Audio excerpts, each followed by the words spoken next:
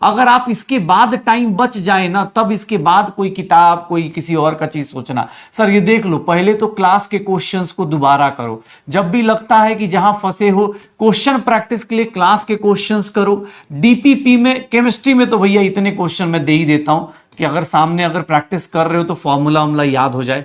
DPP के questions हो गए, क्लास के क्वेश्चंस हो गए। उसके बाद अगर आप मॉड्यूल फॉलो कर रहे हो, मॉड्यूल के क्वेश्चंस जरूर करिए। मॉड्यूल के क्वेश्चंस कर लीजिए। एनसीईआरटी,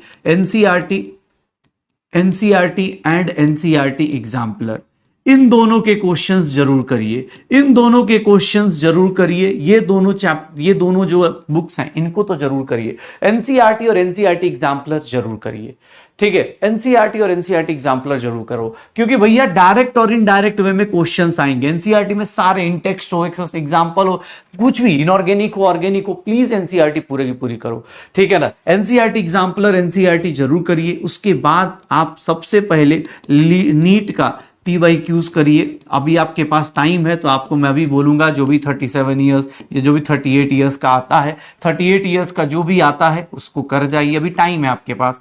सर उसके बाद अगर लग रहा है कि अभी भी टाइम है मेरी जिंदगी में, तो मैं बोलूंगा जेई मेंस का लास्ट 2019 से लेकर 2025 PYQs कर जाइएगा। इससे ज्यादा अगर इससे भी टाइम मिल जाएगा, लगे कि नहीं सर ये सब मैं कर चुका हूं, तो भैया आप कोई बुक ले सकते हैं। इसके अलावा आपको बुक लेने की जरूरत नहीं पड़ेगी। मैं कह रहा हूं पहले इसी को क्वेश्चन प्रैक्टिस के लिए बेटा रामबाण बता रहा हूं। इससे ज्यादा अब आपको नहीं कुछ करना है, पहले इतना तो करो और इसको रिवाइज करो। सिर्फ एक बार अटेम्प्ट नहीं करना है इसको, सर मल्टीपल टाइम्स रिवीजन चाहिए। इसका मल्टीपल टाइम रिवीजन भी तो चाहिए। सर रिवाइज करो हर एक चैप्टर की। सर 50 क्वेश्चन ऐसे खोज के लाओ। सर ऐसे सेलेक्ट कर लो 50 क्वेश्चन जो एग्जाम से सर 1 महीने पहले सिर्फ और सिर्फ उनको प्रैक्टिस करोगे।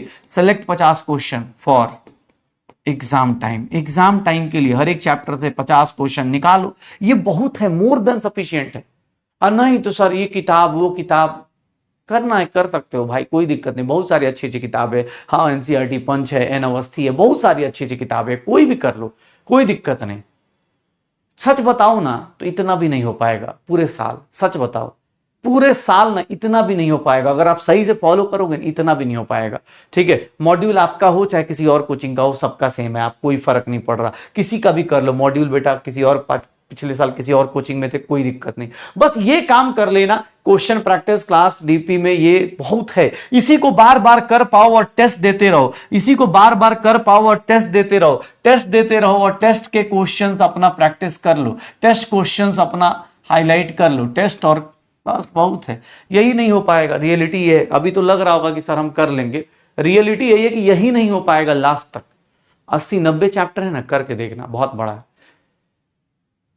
हाँ, क्लास के क्वेश्चंस, डीपी क्वेश्चंस बेटा देखो 2 टाइप के लोग हैं, कुछ लोग फास्ट करते हैं, कुछ लोग स्लो करते हैं। तो जो लोग फास्ट करते हैं बेटा आप तो 2 बार 3 बार रिपीट करो। जो स्लो करते उनके साथ तो ऐसा नहीं कि स्लो वाले स्लो है, नहीं, स्लो वाले आराम से करते इत्मीनान से। वो 1 बार करेंगे तो आपके 2 बार के बराबर होते हैं। जैसे मेरा अपना एक प्रॉब्लम है, या मैं बोल सकता हूं कि मेरी एक अपनी प्रॉब्लम है कि मैं ना मल्टीपल टाइम रिवीजन में ज्यादा बिलीव करता हूं एज कंपेयर टू एक ही टाइम में बहुत लंबा स्लोली पढ़ूं। मेरा अपना मानना है। जैसे मेरे से कोई बायो बोलता था तो मैं जितने टाइम मेरे दोस्त लोग होता ना कि बायो का एक आराम से पढ़ रहे, उतने टाइम में मैं 2 बार रिवाइज करता था, क्योंकि मुझे लगता था कि नहीं अब मैं मल्टीपल टाइम्स देखना पड़ेगा, तब जाके एनसीईआरटी मुझे याद होगी कि हाँ यहाँ पर ये इस लाइन में, ये इस लाइन में, ये इस लाइन में ये। फिर मैं टेस्ट देता था, फिर आके रिवाइज करता था कि फंसा कहाँ था। ये मेरा अपना सोचना है। मल्टीपल टाइम रिविजन मुझे लगता है कि बहुत ज्यादा, बहुत सारे बच्चों को मतलब फायदा होता है।